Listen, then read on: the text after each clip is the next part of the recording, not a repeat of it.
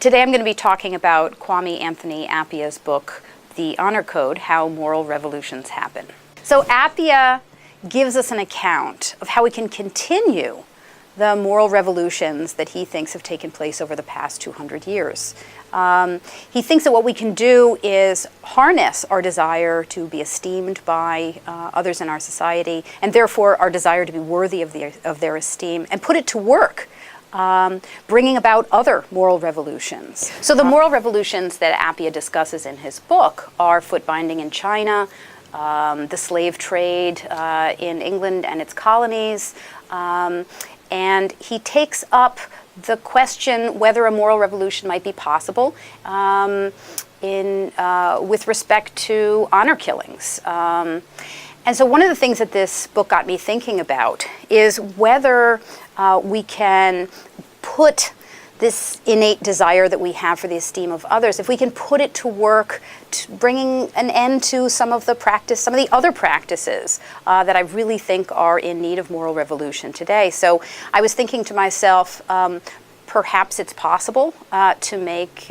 people in the United States feel that it's dishonorable for such a large portion of our population to live mired in poverty without hope of upward mobility. Might it be possible for moral revolutionaries to convince the American people that it's dishonorable that such a large portion of our population is in prison? Many of those people in prison raised under these circumstances of poverty and lack of opportunity. Might it be possible for us to convince elites, global elites, that it is dishonorable that the world's incredibly abundant resources are so disproportionately distributed across the globe? I mean, so I'm interested in this question of whether we can put Appiah's insights to work, working towards some other important moral revolutions. Jean-Jacques Rousseau, an 18th century French philosopher, once said that moral and political philosophers should think about the big ideas, right? We should be thinking about what it means to live a good human life, what it means for society to be just, but that we should always think about these questions within the context of what's practically possible. And I think that Appiah takes up this challenge.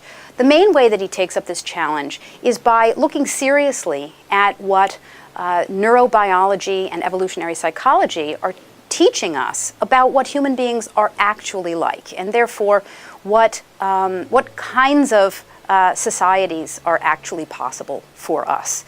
And so when I talk with my students about evolutionary biology, they say to me that evolutionary biology shows us with some kind of absolute certainty that human beings are fundamentally selfish, right? Because the fittest survive, says evolutionary theory. The fittest must therefore be those who look out only for themselves. But it turns out that this is not what evolutionary psychology or neurobiology is suggesting to us. Those disciplines are suggesting to us that Appiah is right. We are hardwired, in a sense, right? And one of the ways that we're hardwired is that we're hardwired to desire the esteem of others. And for that reason, we may be hardwired to be worthy of the esteem of others. So what these disciplines are teaching us, and what Appiah wants to emphasize for us, is that we are a profoundly social species. We are not solitary individuals out for our own good, but we are a profoundly social species. But the fact that we are hardwired in various ways doesn't mean that context doesn't matter. Appiah is very careful to show that our desire for the esteem of others is always gets played out within a very particular social context. And then the way he describes this is by saying, or the way he explains this is by saying that different societies have different honor codes.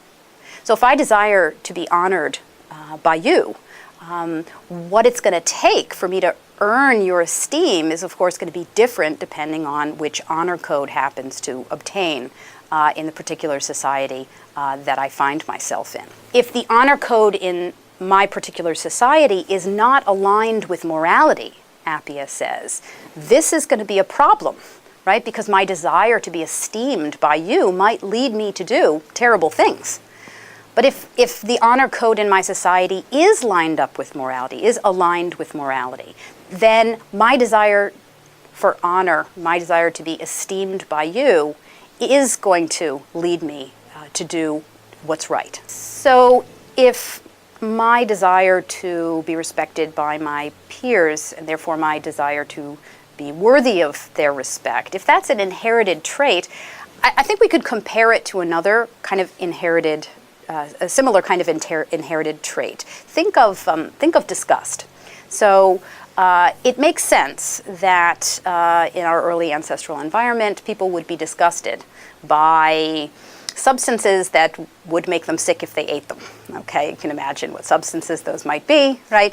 At some point, early humans came to be able to be disgusted by other people's conduct. Don't know how that happened, right? But it did happen. We are now in a situation where we can be disgusted by one another's conduct.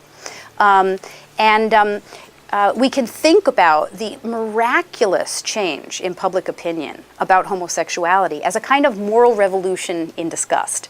So in the middle of the 20th century, very important legal thinker, British legal thinker Patrick Devlin, argues that the common man's disgust at the thought of homosexuality is evidence that homosexuality is immoral.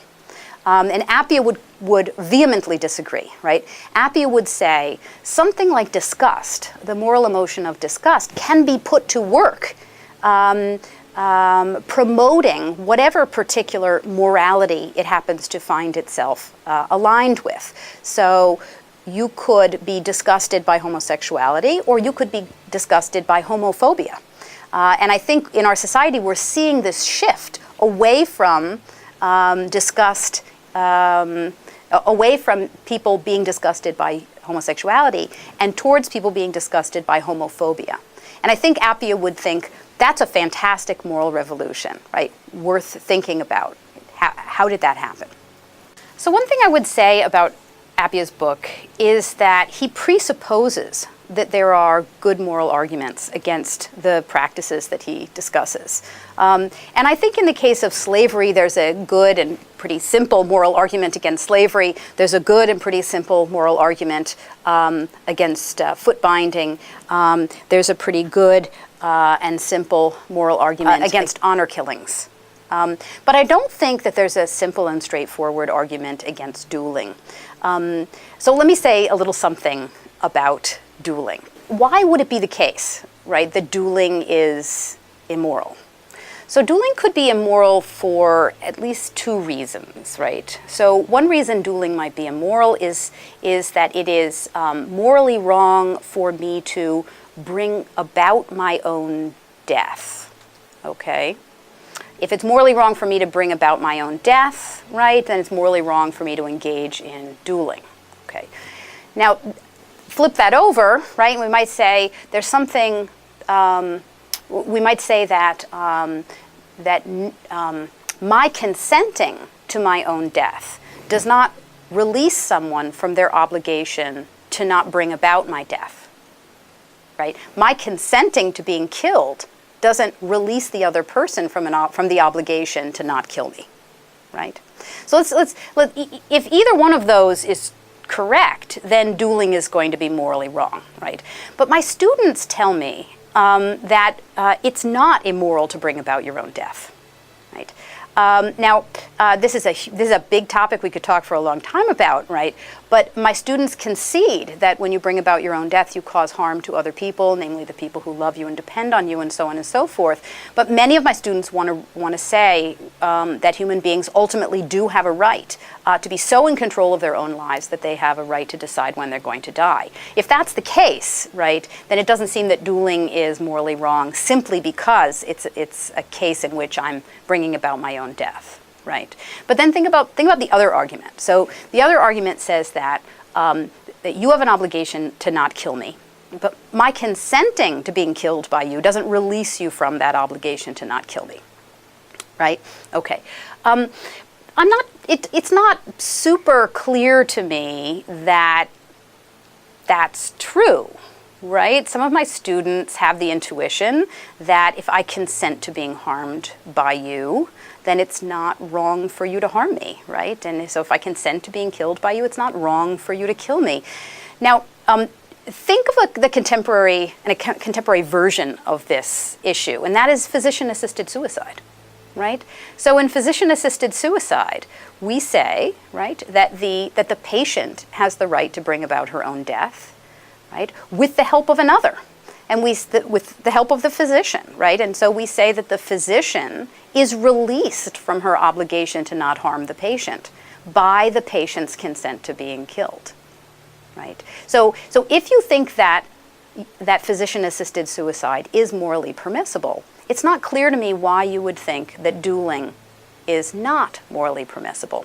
Now, there may be important differences between dueling and physician-assisted suicide that I don't have time to go into here, but I do think that Appia could have been more clear about his reasons for thinking that dueling is immoral.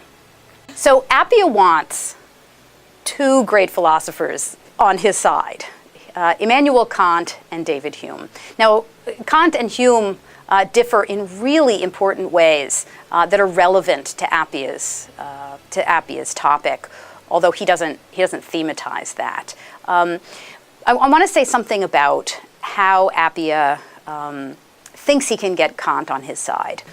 Kant tells us that our moral judgments need to be guided by what he calls a good will. What he means by that is that we ought to be doing what's right because it's right. Not because we'll be punished if we don't do it, not because we stand to benefit in some way if we do what's right, but we should do what's right because it's right. And if we continue to be guided by the idea of what's right, we will be reliably led to do the right thing.